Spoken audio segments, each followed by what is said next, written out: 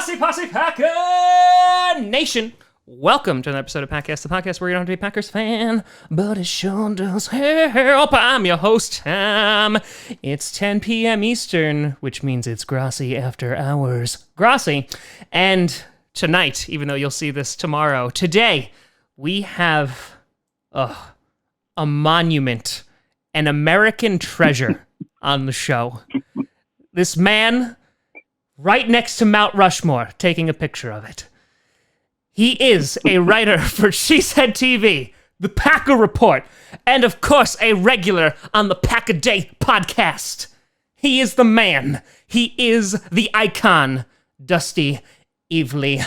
Dusty, thank you so much for coming on, buddy.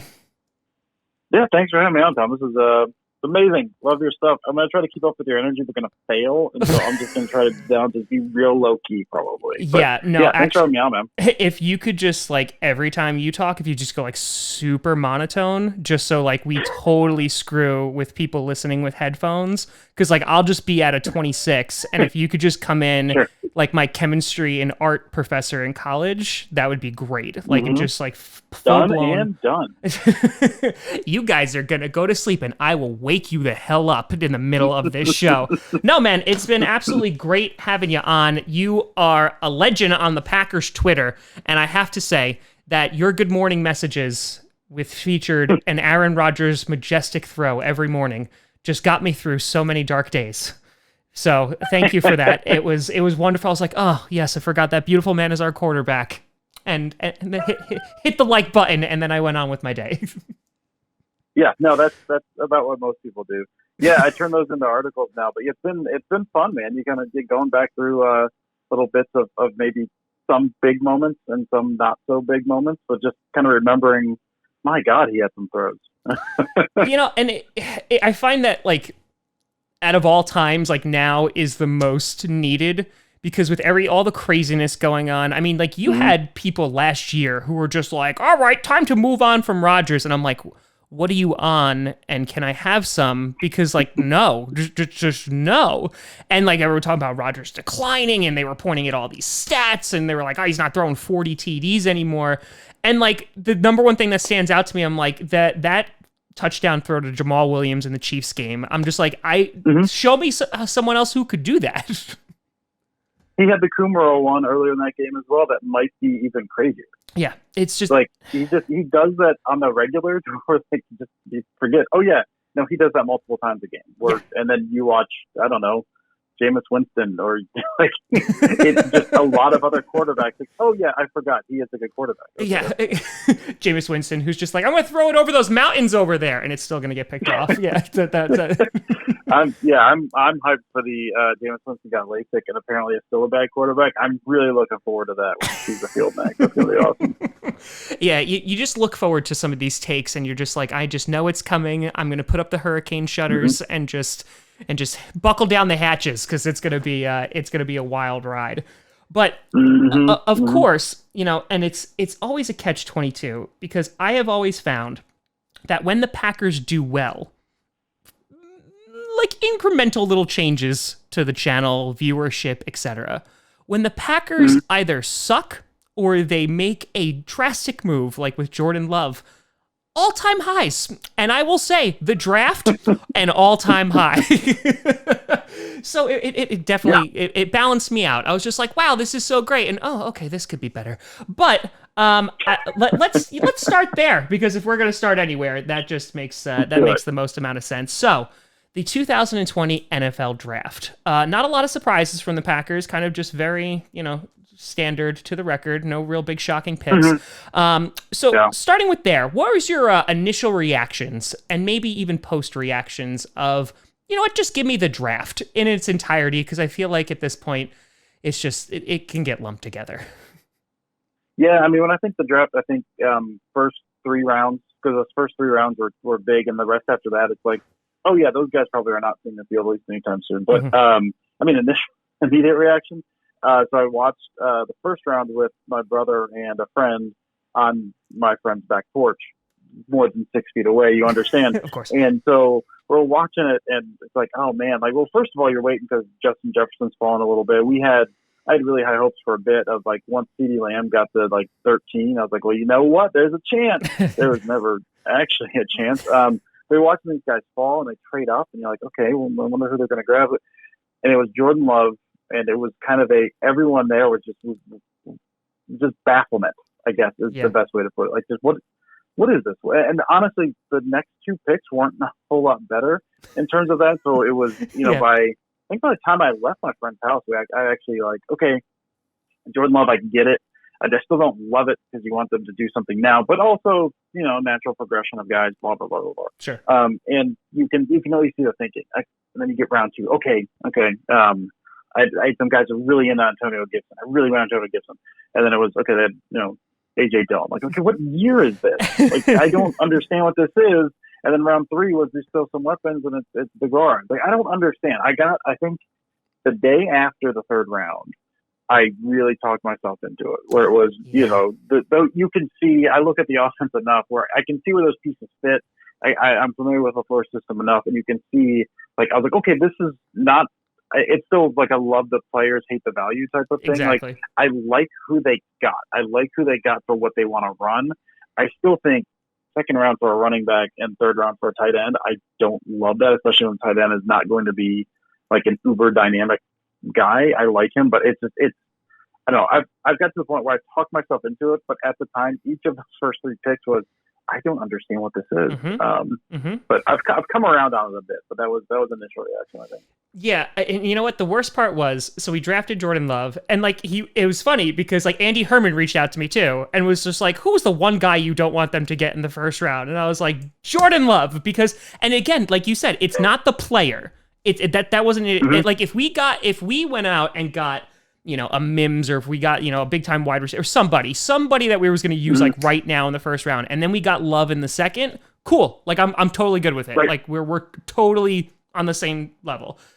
But what was worse was that like we got Love and we're like, okay, he's a project, and I think he can be a very good player. Obviously nobody knows, but like, I think he can be very good. 2018 was great for him. 2019, a little bit more difficult. But the thing that I think was the best was that I remember recording the Jordan Love video like after the first night of the draft, and I'm sitting there and I'm like, it's okay, guys. We got plenty of time to draft weapons. And then night 2 happened, and I'm like, what the actual, like, what do you want from me? Like, crap, I got nothing. I can't say anything anymore. Like, never listen to me again, because that one, those ones hurt more, because like you said, like I come around on it, I'm like, okay, they're good players, but I'm just like, okay, yep, just, I'm not the GM. Well, and you've heard stories about like, different people being high. Like, it wasn't like no one had above a 5th round grade on DeGuara. Well, like analysts didn't, but I think I had heard stories about like the Patriots wanting to go up and get him because they like the skill set. Like, you don't really know how that goes. And so what I'm going to say is it's a blanket statement with zero truth to it.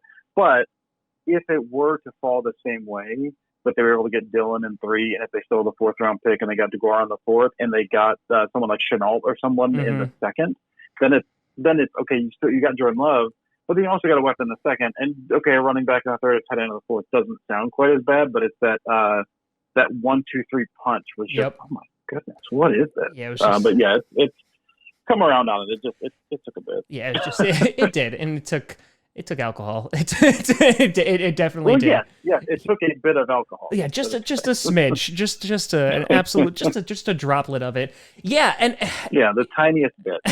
And I think the best part about like this entire thing was like you bring up like the whole like analyst thing is I remember because after the AJ Dillon pick, Jay Sternberger called in while we were live streaming, and we were like, oh, let's talk about the pick, blah, blah, blah, blah, blah. And I was like, well, as long as they don't draft a tight end, because you're our TE1, and then they draft, and I literally, like, I texted him, and I was like, I'm so sorry. Like, I don't know what to say. Like, I'm sorry. So yeah, Stop talking. Yeah, so like I just had no words after that, and I was like, I just need to go take a shower, a bath, like, and just do anything. So all that being said, so after the traumatizing draft, and again, we don't know, like we have no idea, like these guys, like they may be drafting up schemes that are going to blow us away. Will they? I don't know, but I have to hope on. At this point, I would just have to be like, yeah, I have to have some hope and faith. So looking at this season, because like you said that you came around on it, and I would agree with that too. But I feel like it completely and totally divided the fan base. We went from like we love Brian Gutekunst to now there's like a vocal following that's like we want him fired. He screwed up the team. Like it's so bad. They're running Aaron Rodgers out of town. And like 5 minutes ago, we were just like, oh, Goody's the best. And it changed quick. Like Packers Twitter in a heartbeat was just like, now we hate everybody. So yeah, I mean, you mentioned those good morning things. So I started those before the draft. Like I didn't mean it to become like a daily thing, but I started doing them before the draft. I didn't do them the day after the first round because the negativity was so big. I was like, bad. I just can't get on at this point. Like I think I did later that night, but I was like, I can't bring myself to open the app this morning, which, wasn't bad. My mental health was real nice that day. It was a really good morning, actually. Yeah. It was tremendous. It took me about a good week to go through those DMs that I got from that weekend. And like, there was times where I like looked and then I would get like 3 more and I just threw them I threw it on the couch and was like, nope. Tommy's not looking at this today. Nope. I can't do it today. I can't do it today. So that being said, there, of course, there's optimism, some optimism for the Packers this year, which there should be. And then there's a ton of pessimism that's just like, okay, the Packers, they did not get better at key positions, what have you. So what is your take on, have the Packers improved in this offseason? Have they regressed, or have they kind of just like stayed the same-ish? If everything, like based off the draft, and obviously we don't know which guys are going to make a big jump, coming into this year. Yeah, I mean, I look at it based on kind of position group in terms of how that does the whole, and then also what they're trying to do with all of it. So I think it's tough, man. I think better, which is weird to say considering how upset I was at some of the draft stuff initially. But if you look at like kind of where some of the upgrades and downgrades took place, it was they basically traded out John Allison for Devin Funchess, and then say what you will about Devin Funchess, but he's better than John Allison. And also, I mean, you kind of mentioned the progression thing. It's, I love the wide receiver group was insane this year. But it's rare for a rookie wide receiver to come in and be productive right away. Now, there's been recent examples of that. I know, for example, like Hollywood Brown was doing some stuff last year, and DK Metcalf was used in a way that they kind of were able to. He had a solid year, but for the most part, they're not going to come in and be like mainstays in an offense and be game changers immediately. So you have hopes for guys like MVS, who started out hot and then got injured and kind of lost a little confidence last year, and EQ, who was, tremendous. So that wide receiver group, you basically traded out Funchess for Allison, or Allison for Funchess, I guess. And then you're hoping EQ and MVS progress. So you've got that.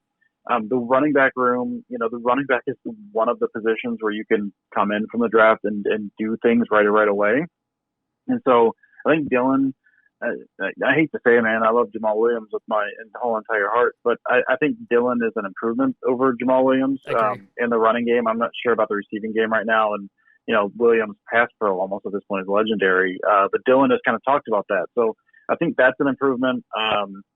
And then Graham leaving, but you've mentioned Sternberger a few times, and him maybe stepping up into that tight end one role, as opposed to, say, Jimmy Graham, and then you've got maybe Tanyan taking a step, and maybe whatever DeGuara is able to bring in his rookie year.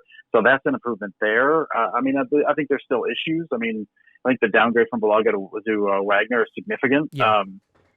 But I think they've stayed pretty steady across the board, for better or worse. I mean, you want some guys. So much is just hinging on the improvement of those younger guys. Sternberger, is he ready to be tight end one? Rashawn Gary, what are they going to do with him? He's going to get more snaps. He basically just needs to be a better version of Fackrell, which he already is. But how does he improve? EQ, MVS, Kingsley Keke, Shannon Sullivan, like so many of those young guys, like it sucks because there's so many ifs there. There's so many you hope. Shannon Sullivan showed a lot last year. Is he ready to be maybe that nickel guy? Like you don't really know. Maybe Josh Jackson finally shows up this year. Please. There's so much has been written and talked about the run defense, and that's Montravius Adams, who was in the news today. That's fun. It's fine, kids. Don't look at it. It's fine. It's all good news. He celebrated a birthday party. Yeah, no, he's real happy. Just pictures of him smiling really big.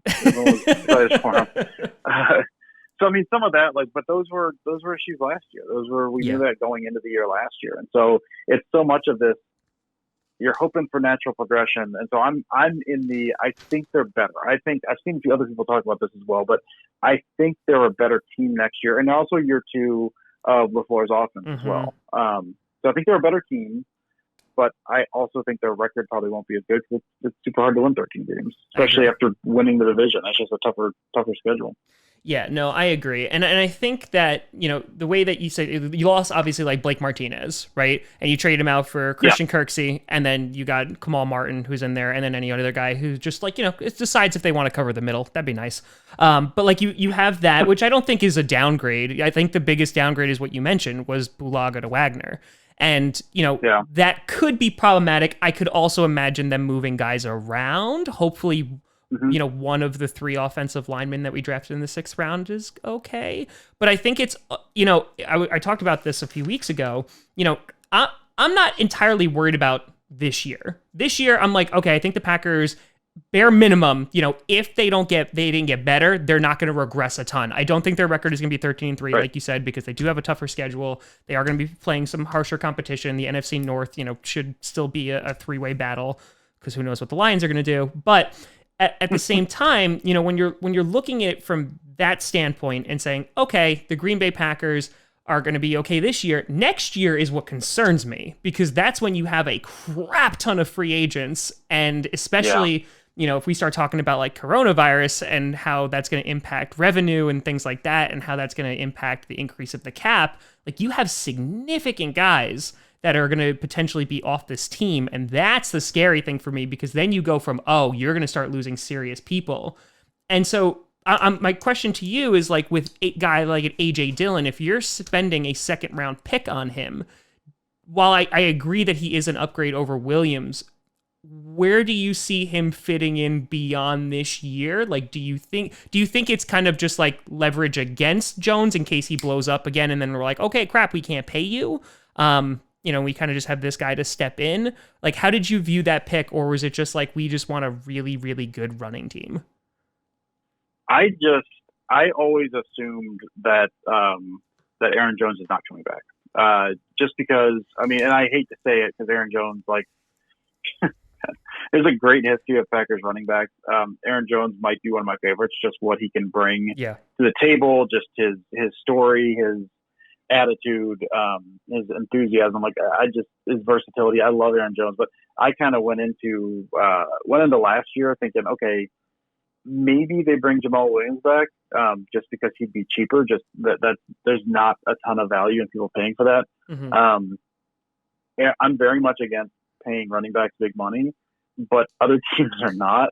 And so I could totally see a situation where Aaron Jones maybe wants to come back, and then some dumb team, Jacksonville, throws the bag at him. And the Packers just are not going to do it. And so I kind of went into this year, and there's a couple different things. I kind of went into this year thinking, okay, Jones isn't going to be back. When Dillon was drafted, that seemed very much Jamal Williams is not going to be back. But that doesn't really tell me anything about Jones. Now, if I were to guess, I would think they brought Tyler Irvin back as well, but only on a 1-year deal. Exactly. Irvin can do some of that stuff. He's not as dynamic of a runner, but he's got the receiving game down. There may be someone they like in next year's draft with that kind of skill set. Jones was what, 5th round pick? Yeah. 6th round pick? 5th round pick, I think. So you can find those guys that fit that. I assume they're going in saying, okay, Dillon's going to be kind of workhorse guy that did a lot of pony package stuff last year with Williams and Jones on the field at the same time. I think they're going to work on some of that. Dillon makes him a little more versatile now, and I think they're just banking on likely both Jones and Williams gone after this year. That's my assumption. Listen, this was before the draft. I put out a video like, are we going to re-sign Aaron Jones? And the amount of comments I got of like, this is the stupidest video of all time. Why wouldn't we? And look what happened now, guys. All right, you bunch of douches. You're just like, they're not gonna let him go. Well, look now, guys. Dusty said it, and it's in stone now. He's gone. I'm gonna tweet at Aaron Jones tonight and just be like, "Can you believe what he said about him?" But can you believe this jackass? No, but I think like, that's a pretty logical way of thinking. Like the guy had 16 on the ground this year, and then like, what was it, 3, I think, through the air? like TDs. Like the guy was a monster, and you see like obviously what Christian McCaffrey got, but I completely agree. Some team is just going to be like, here you go. I mean, I'm sure like the Jets will cut Le'Veon Bell after spending $1 kajillion on him, and they'll be like, let's do it again, guys. This will be fine. So yeah, I can totally see another team doing that, and the Packers would just be like, yeah, no, we can't do that. Because like his skill set is such, you split him out a wide receiver. Like if you split him out a little bit, he doesn't take the pounding that he would if he's lining back at running back and doing that all the time. So you can totally see a team like, well, we don't really like paying running backs, but he's not really a running back. Well, but he is. Like, he's a versatile running back, but his value is not in being a slot receiver. His value is in what he can bring to both of those roles as well. And so his body maybe holds up a little longer than maybe a traditional running back if he's not Zeke Elliott, just like pounding through the line. Sure. He can do that, but that's not what he's going to be doing. But it's just this, he's a running back, and I love him, but you don't pay big money, especially like you said, you don't know what's going to happen with the cap and all the money. I mean, you've got, two offensive linemen up after next year. Bakhtiari and Lindsay are both out. Yep. Rodgers' cap hit goes way north. I think Zadarius and Preston start getting a little more expensive as well. Yep. It gets tighter anyway, to where I'm sure Russ Ball can do something, but paying a running back, even Aaron Jones. Yeah.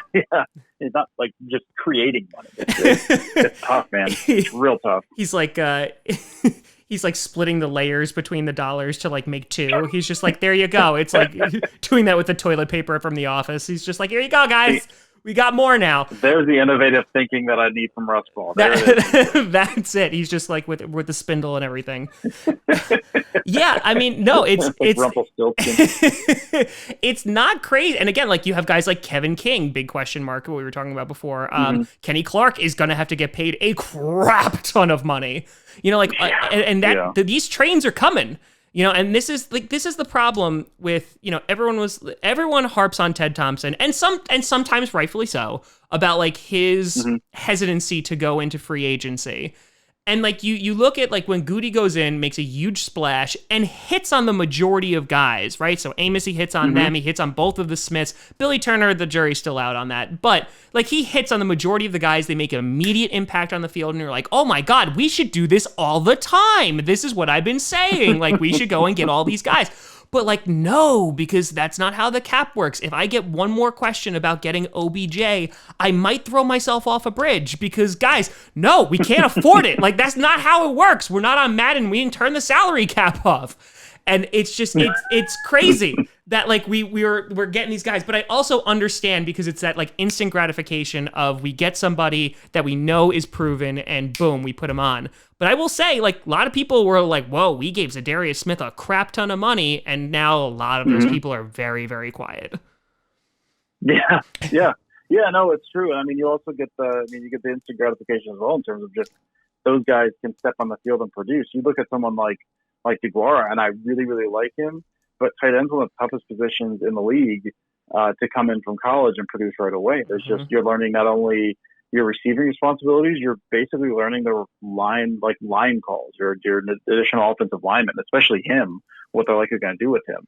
And so instead of that, we'll just pay a tight end. Well, yeah, he comes in right away, but then like 3 years, you're like, oh crap, we don't have any money left. Yeah, you're just like, ooh, this is going to be, well, that's what we were talking, I was looking ahead at like our wide receiver issues too, because we have, I think Devontae has 2 seasons left. Don't quote me on that. I think I think 2022 he's done. I think maybe potentially. Okay. I think, yeah. Anyway, so the problem is though, is like if let's just say worst case scenario, none of the wide receivers step up. They're just like, no, we're not going to do this. Like then we literally like in a few years don't have any wide receivers. Like, and we're going to have another 2018 draft again where we're just like, okay, let's bring them all down. And you know, that's one of the things you brought up before about young talent needing to step up.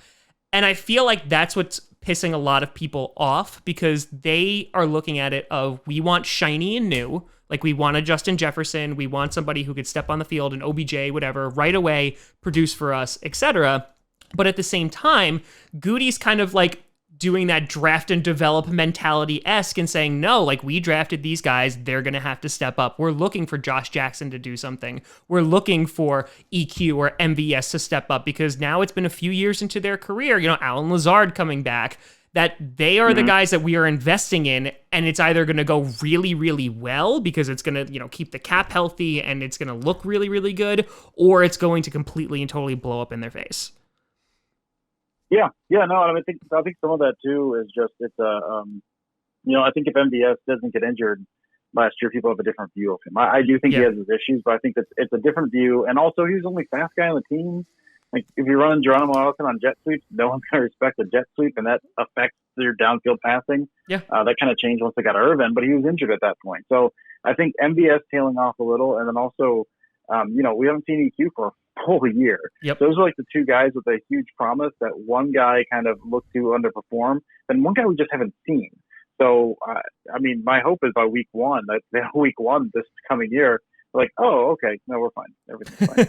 Never mind, we're good now. I'm optimistic by nature, so I don't know if that will happen, but that's certainly what in my mind, that's what I'm seeing. And honestly, like, I can't tell you how, even today, I'm just like, hey guys, guess what? We've had like a good decade or two.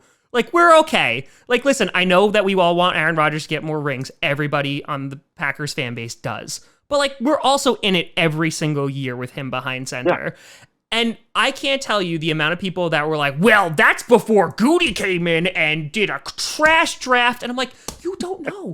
You don't know. Like, nobody knows. Nobody knows. Well, the thing, I watched some of your draft stuff. I think you said it, and I know we were saying as we were watching the draft too, was this, like, listen, man, like you say, we don't know what's going to happen. And if Rodgers starts declining or Rodgers leaves and Jordan Love steps up and Jordan Love is the quarterback for the next 10 years, no one cares what else happened in this draft. It does not matter. Nope. It does not matter. So that's one of the big things we kept telling ourselves. Like, everything could crash and burn. If Jordan Love hits, like, no one cares. Yeah, exactly. Like, if we get the next Aaron Rodgers, and we're good for the next decade, like, everyone's gonna be like, "Oh, that was a great draft. I was always supportive of it." Well, they took a running back in the second round. Listen, yes, we're still gonna get that every day of my life. every freaking day. Which is fine. Like, I get it, man. Yeah. Especially now, it's such a weird time. People wanna. I'm trying to stay optimistic. Some people want to complain. Like, I get it. Just get your jollies in however you want to get them in. That's fine. And that's the thing too. Like, there's a difference between, like, being a homer, right? And then there's a difference between, like, hey, like, I'm optimistic about this team because of everything that we just talked about. You could also say, they're gonna, like, you think it's gonna suck, what have you. But at the same time, like, if you're already giving up on this season, like, why are you gonna watch the game? Like, just. You know what I mean? Like, I get it. I understand, like, if you want to crap all over it, and that's fine. So, like, a year or 2 years from now, you could be like, look, I told you guys, I was right. Okay, sure. Like, whatever. So you can retweet yourself in 2 years and be like, I'm a messiah. Fine. Like, that's great. That's wonderful. But, like, at the same time, I think, like, there's some glass half full kind of takes you can absolutely do. Might be full of something that's alcoholic, but it's fine. Anyway, so... all that being said, so we talked about we kind of, like, got into, like, how you think, like, the picks will be utilized, like, with DeGuara and things like that. Kind of, like, what are some of the things that excite you the most about this upcoming season, whether it's having anything to do with the draft or, key players that you're looking out for to take that next step? What has got you excited to be a Packers fan into the 2020 season? So much, man. So much has got me excited. I mean, I've been following essentially but I've been looking at the passing game for the past 2 years. So I'm real big into passing game and kind of how that's going to look like. So, I mean, I kind of mentioned earlier, and just how this LaFleur offense is going to look. We got taste of it last year. I know they said there's still some McCarthy stuff in there, and Rodgers has talked about that as well, and how they're going to kind of go a little more into LaFleur stuff. And with that, one other thing I'm really excited about, I think Rodgers has alluded to as well, just the length of the play calls, just how long it is. And Rodgers talked about the kind of translation stuff that he's had to do when he gets the call in, like, okay, well, he's calling it this, but I call it that. Yeah. So I have to call it that, but I have to know what the play is. So you've got this kind of this translation has to happen, and that kind of slows stuff down along with some of the long names. With that second year and a little more familiarity with that, I'm really, really excited just to see maybe a little more tempo. I mean, it's been, I feel like a couple of years now of Rodgers, running the play clock down to within 5 all the time. And some of that this past year, it sounded like that was the length of the play calls. And LaFleur has talked about wanting to go a little more up tempo. So I'm excited about, and I think with DeGuara, with maybe with some other guys that they have in there, this idea of going a little more multiple, of being able to run, different plays out of the same personnel groupings will allow them to stay on the field and allow them to go a little more no huddle. And I say no huddle, that's not like 7 seconds or less. Like we're not going balls to the wall here, but you're getting up, you're trying to find your mismatches, and then you just don't let the defense sub out, and you do that for as long as you can on a drive. So I'm really excited about that. And I think with some of the pieces, I don't think DeGuara is going to be like a huge piece right away. Yeah. But I'm really, really excited about him just in terms of this offense. I feel like that's kind of the key that unlocks a bunch of stuff. So, I mean, I'm excited to see what they do with some of the different personnel groupings. I think like a grouping of Devontae Adams, Aaron Jones, Tyler Irvin, Jay Sternberger, and Robert Tonyan or Mercedes Lewis would be awesome because you can do a lot of kind of passing or power run stuff with that and just see the versatility something like that goes. And I'm also just excited to see, man, I'm a big MVS guy, so I'm excited to see him at full strength, and I'm really excited to see EQ out there. Beyond that, just the defensive side as well, just the Smith, just watching Zadarius Smith is a blast. Like there's causes for concern, I think.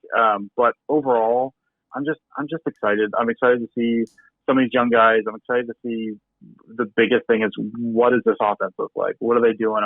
Can they go spread with 4 tight ends? I don't know. We're going to find out, and I'm really excited about that.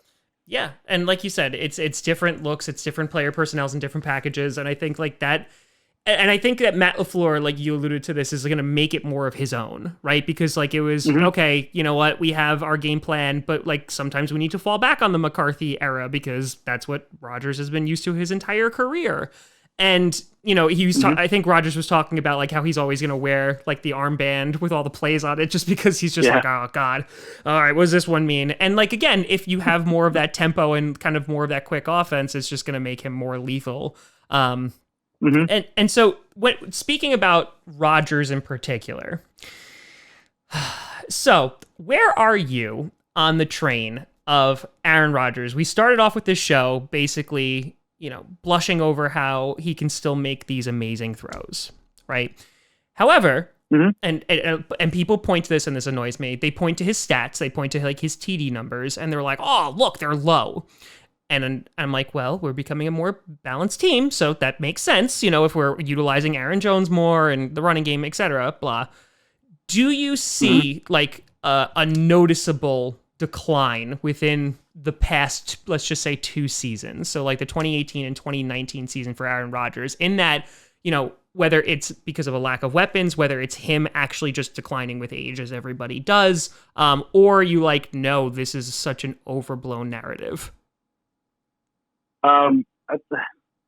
Maybe it's a little of both, if that's a good answer. That's 2018 is tough just because he had the broken leg, my leg, which on that broken leg threw one of the best throws I've ever seen in my life to Geronimo House into the back of the end zone in that Bears game. I think it's tough. I watched the passing game very, very closely, and so you had games last year. That Week 17 Lions game comes to mind, where he missed some throws in that game. I know he missed Aaron Jones on a wheel real bad. Jones had his guy, I think that was a tight end, I'm sorry. I think that was in the red zone, would have been a touchdown, and he missed him by a solid 5 yards. He did the same thing, I think, in the Eagles game, just missed him on a wheel route, like, a 12-yard wheel, not like a 30-yard wheel or something. And he missed some downfield stuff as well. Now, some of that I do think is a little overblown, just because I know that Lions game in particular, I don't have the stats in front of me, but his completion percentage was around 50%. Like, it was ugly, and it looked like he was overthrowing a bunch of guys. I watched that a whole bunch of times, and a lot of that I think was just receiver miscommunication. It was, there's a couple I know downfield ones that looked like Rodgers overthrows them by 10 yards, but the way the safety was playing, it looked like Rodgers was throwing a post and Lazard would cut it off on like a deep dig route or something like that. So it's impossible to tell some of that stuff, but it looked like option stuff, and Rodgers was kind of frustrated and looked to be pointing to tell him, like, cut that off here. So I think it's overblown, and I also think, you remember the most recent things or some of the worst things when you're thinking back. So you think of that Lions game, or you think of some of those missed throws against the Eagles, or something like that. I think some of it is, not necessarily having that chemistry with his receivers. I do think some of it, and it's got to be a natural decline. He's 37. I'm I'll be 40 here in like about a month, and everything in my body just is breaking down. And so how he's doing what he's doing, I don't know. I know I've seen a decline in my own life very poorly. But yeah, I mean, I think there's a decline. I don't think it's a steep one at the moment. I mean, he's not as fast as he once was. If you watch like the 2011 season, that ball's just exploding out of his hands. He's quick out of the pocket. Like I mean, that's God mode Rodgers right there. So it's tough to compare. But I think there's been a decline. But I also think he's still a top 5 quarterback in the league. Yeah. So I'm very much of the. There's been a decline, but I think some of the stuff's overblown. Just because I do think there's unfamiliarity with a new system and unfamiliarity with some of these receivers that were kind of brought in, and also drop passes, man. Oh yeah. You think of like Graham dropped the big one in the Niners game, and there was there's a handful of drop passes. I mean, Allison dropped his fair share. MBS dropped one at the beginning of that Week 15 Bears game. There's just so many that these 5 throws are caught. There's maybe a different perception around like 3 different guys at this point, but I think it's a little from all sides, but I kind of put it more on the unfamiliarity with everything at this point. Because I feel like that's also, you're talking about like images lingering in your head, like 2011 Aaron Rodgers. You're just chef's kiss, like phenomenal, right? Mm-hmm. Like he's making every throw, has all the wide receiver talent in the world to throw to, etc. And then you compare it, and there are some significant changes, whether it's a wide receiver personnel, obviously age, etc. But it's a matter of, is he going to make all those amazing 2011 throws all the time? No. Can he still do them though? Absolutely. And I think that's why you have Aaron Rodgers as your quarterback, besides everything else obviously he brings to the table. So yeah, no, I 100% agree that I think it's just, he's the guy's getting to be 37 years old. It's what happens, guys, as you get older. There's one other thing I want to bring, because I think one of the overblown parts, one of the things I always hear, I'm sure you hear it as well, is he throws off his back foot all the time. Oh my God. Yeah, he does.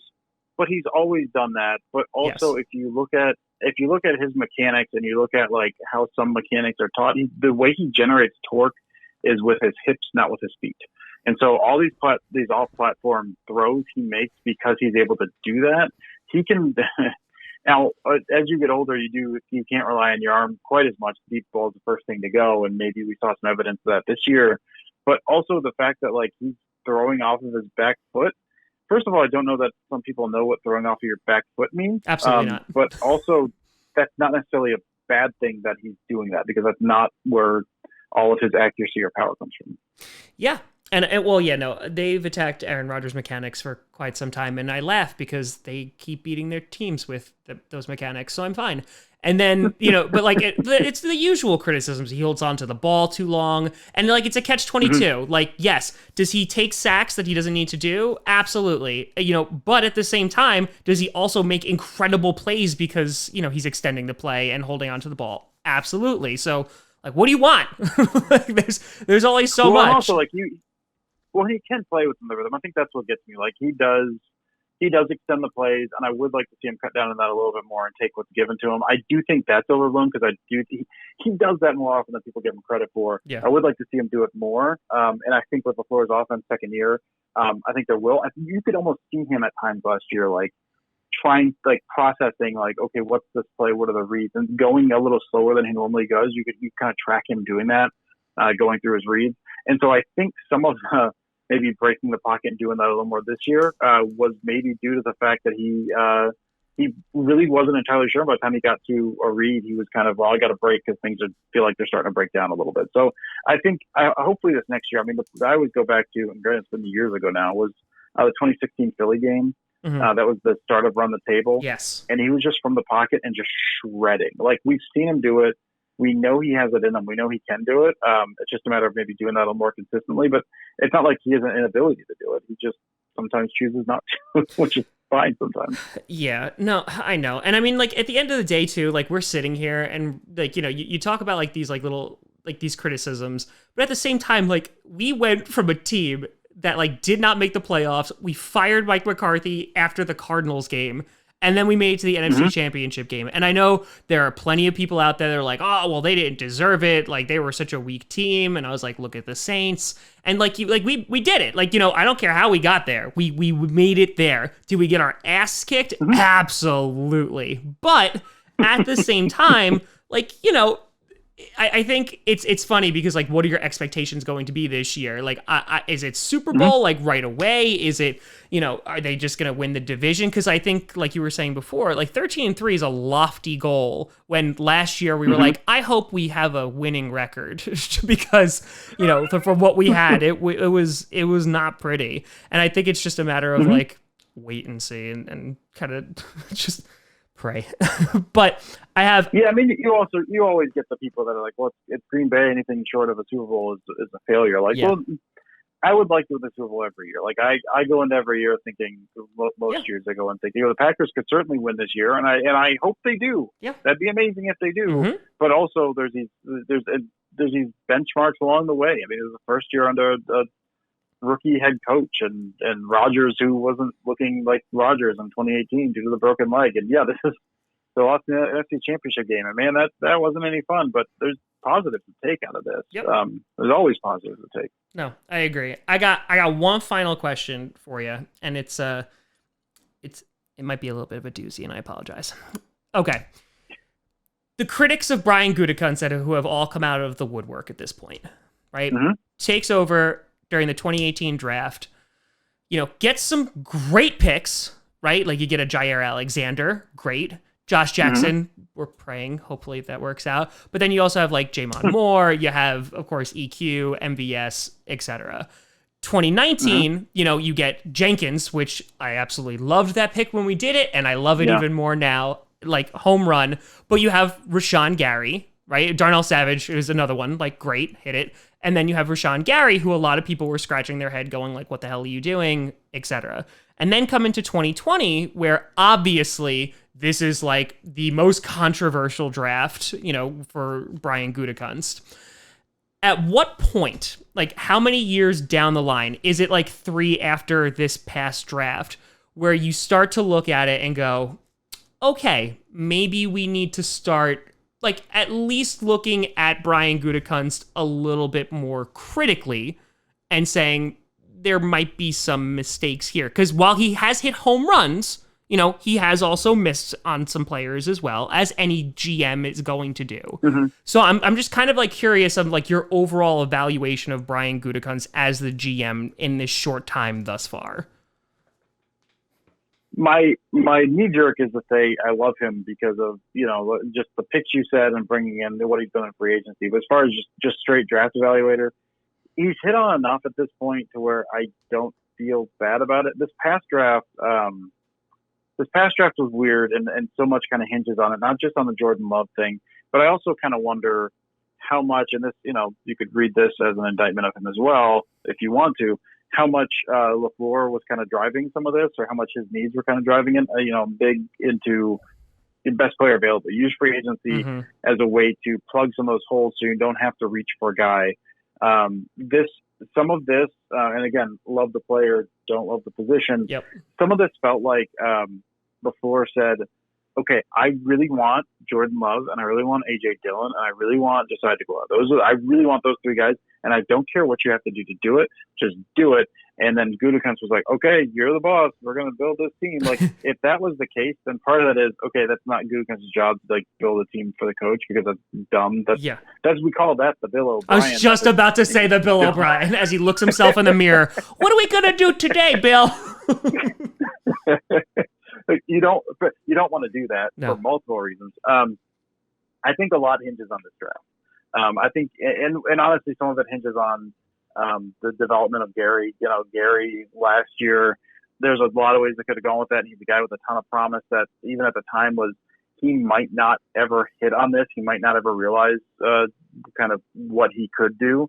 And it's a risky pick. And then you do another one here, and then kind of what they did with Dillon and DeGuara. I think not this coming year, but maybe the year after. Maybe when maybe when Gary really should be entering his, okay, this guy figured out he's going to terrorize everybody now. Yeah. And then you've got Dylan was in a full year, and DeGuara, had a chance to kind of, play in sub packages this year and is ready to come on next year. I think depending on what happens, not 2020, but we'll say after the 2021 season, I think I'd feel comfortable. I don't like being too rash on that stuff. You really do have to see how it plays out. But yeah, I think if Gary's a bust, and if Dylan's fine and DeGuara is like just a guy, you got to really start, I think, thinking about that. But I get it. I'm not signing this check, man. I don't know. It's 2021. Let's say 2021. As you're like writing on your calendar, you're like, this is Gutekunst's Judgment Day. Yeah, no, there's like it's circled in red next to me. I'm trying to play it off, but I've got it with just a dagger stuck in the date. That's it. You already have the tweet compiled. Like you have like a meme folder for like if it goes well, if it doesn't go well. Here's what I'm going to post on this day. How dare you be looking into my computer? I'm so sorry. You know better than that. I'm sorry. I was just intrigued, and I have to say I enjoyed what I found. Thank you. Absolutely. But Dusty, it's been absolutely phenomenal talking to you. I greatly appreciate you coming on to the show late Thursday night, Grossi After Hours, which is not trademarked. I should get on that. But please tell the people where they can find all the things that you do. Yes, you can find me. I post everything I do over on Twitter, so that's at Dusty Evely. I'm writing over at Cheesehead TV once a week. I'm losing track of days here, man. On Wednesdays around noon, I've got something. I got to figure out what I'm doing next, because right now I'm revisiting the 2019 season, breaking down 3 to 4 key plays. But also, I think this next one week's going to be week 16, so I'm running out of weeks. I got to figure out something to do. I've got looking at a deep dive of VQ, so I may be doing that. And then every morning for the foreseeable future, over on Packer Report at 9 a.m. Eastern, I've got the good morning tweets you mentioned earlier. I've turned them into an article. So I'm taking just one play, just a pass play is generally what I'm doing now is a Rodgers play. And just what I really like to do, you show the highlights, because my God, these throws. And I've just been trying to break it down a little, talk a little about the concept, talk a little about what they're trying to accomplish, talk a little bit about what did what. Just provide a little context for that. It's really not for anybody but me. That's fun for me to do, and I don't care if anyone else likes it, but I am enjoying it. So that's where you can find me. Beautiful. Absolutely. Well, Dusty, it's been a pleasure. I look forward to speaking to you again soon. And, of course, you're a great Twitter follower. So, if anything, it's like excuse me. You're a great Twitter follower. You like my tweets. Yeah. That just sounded condescending and douchey. I swear, I meant follow. Follower. You're right, Tom. I'm very good at that. I try hard. I really try hard. You push that heart button so good. Oh my God! All right, that was great. Thanks for having me on, man. Love your stuff. Thanks for having me on. It was amazing, and let me know, man. I'm open to it again. So go check out Dusty. He's wonderful. You can always find me at TomGrossiComedy.com or at TomGrossiComedy on all social media you see down below. Check out Packast on SoundCloud, iTunes, Google Play Music, Spotify, and of course YouTube. And a big shout and thank you to all the Patreon members over at patreon.com/TomGrossiComedy. Also, when this comes out on Friday, we'll be streaming tonight. I haven't figured out what time yet, but we will do that. So thank you so much for watching. I'm Tom Grossi. And as always, go Pack Go.